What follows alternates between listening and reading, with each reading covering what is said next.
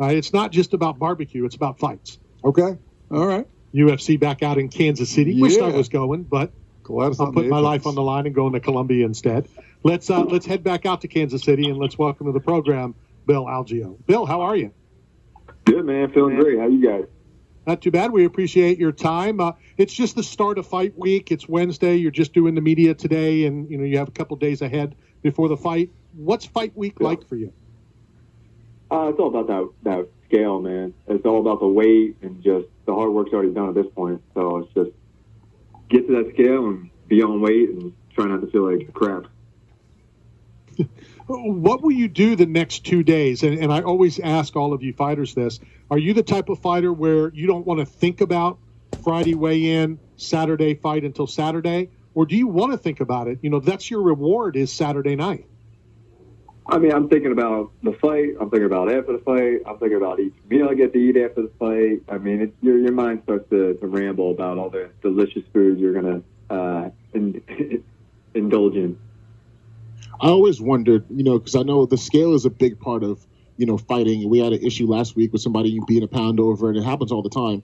Why is it possible to get closer to your fighting weight before the week comes in? So I see a lot of guys come in and they're like 2 days to go, you got to lose 11 pounds. Now you got to sit under the sauna and, do all that extra stuff. And what's your hydration and diet process afterwards to get back up and to get that water back in you so you can fight a good fight? Now, before you answer, Bill, I just wanted you to know the guy who just asked you that is an NFL offensive lineman. Okay, so he may not get all this. he knows some good food then. Maybe he's not used to the weight cut, but he's used to the food. Exactly. Not so much cutting weight. So basically, we're lucky, man. The UFC handles all that stuff based off of how much weight you lost. They have their calculations of what needs to be put back into your body, and they're super professional. They have something. It's like a Gatorade. Remember the drink All Sport? It kind of tastes like that. Back in like the 90s. Man, I call it God's piss because it is so delicious, and man, that's all you want is just fluids in your body for like the first couple of hours, and it can't be beat.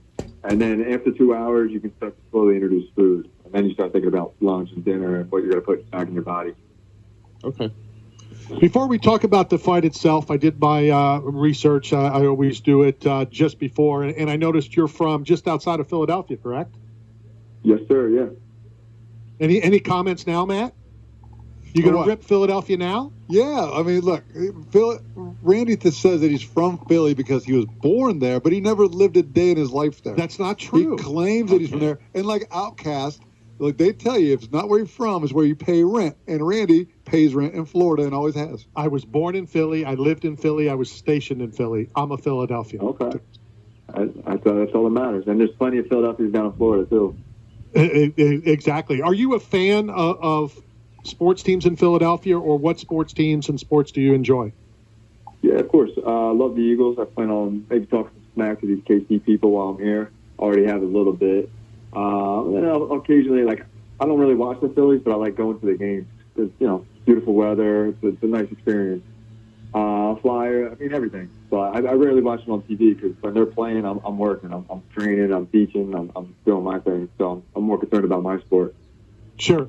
I know one of my favorite weekends I flew up and got to watch, I think it was 3 of the 4. And as we know in Philadelphia, all the stadiums and arenas are all right there. You can literally park up in the lot and go to a baseball and then a basketball game at night. It's definitely awesome. Give me your thoughts on your opponent, on T.J. Brown.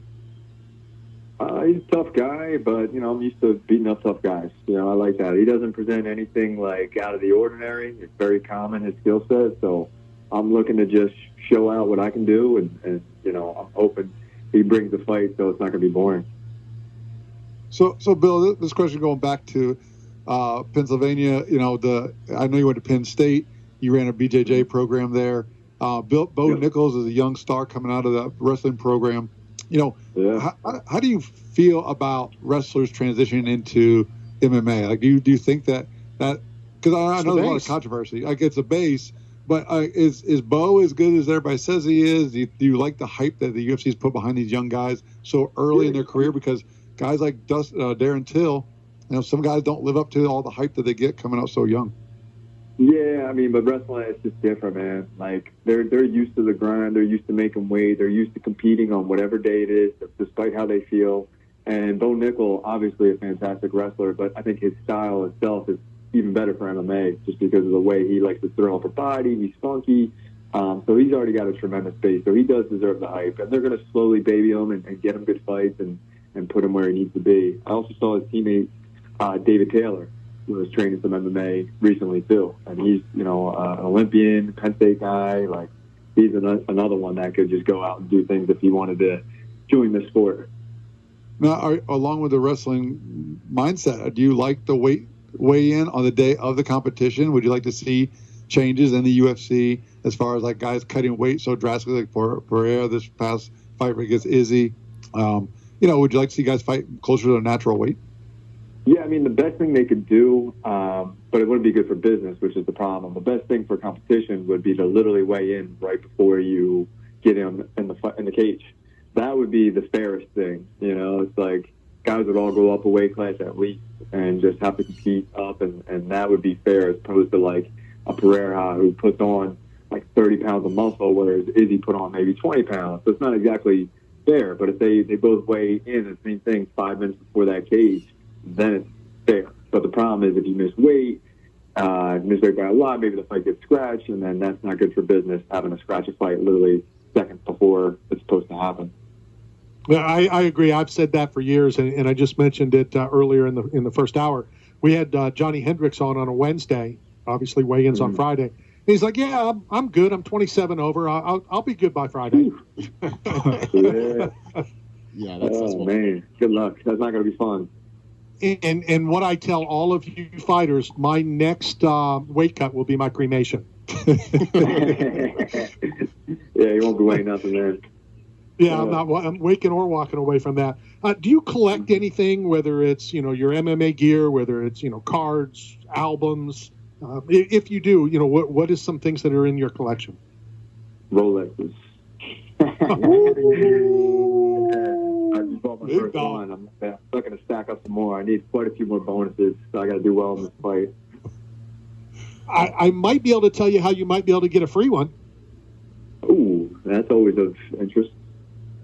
Well, so my former board operator at the station, it was a Jake Paul. I think it's when Jake Paul fought Tyron Woodley.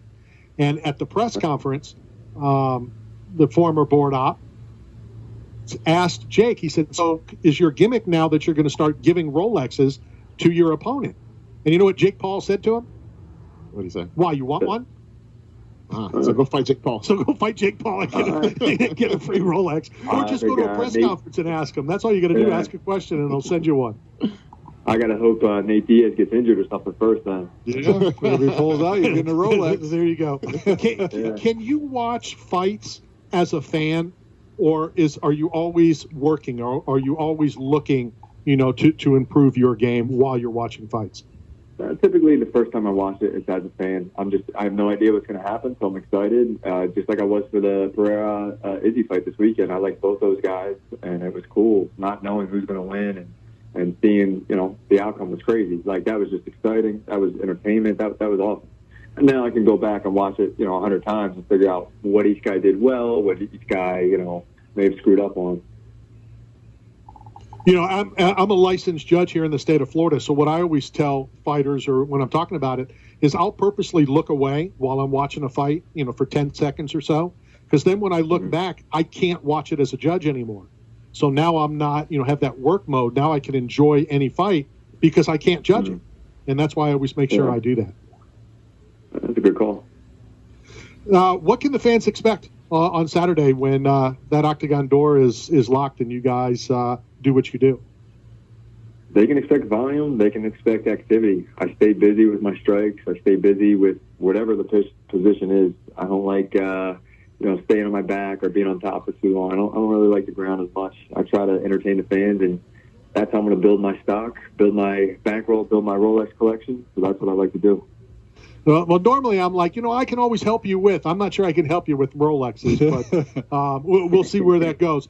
Bill, thank you very much for your time. I know that we have your address. We're going to send you a care package from 8 Man Strong, as well as I have a small box of Philadelphia Philly game-used spring training jerseys, and I'm going to add one of those and send that up to you as well.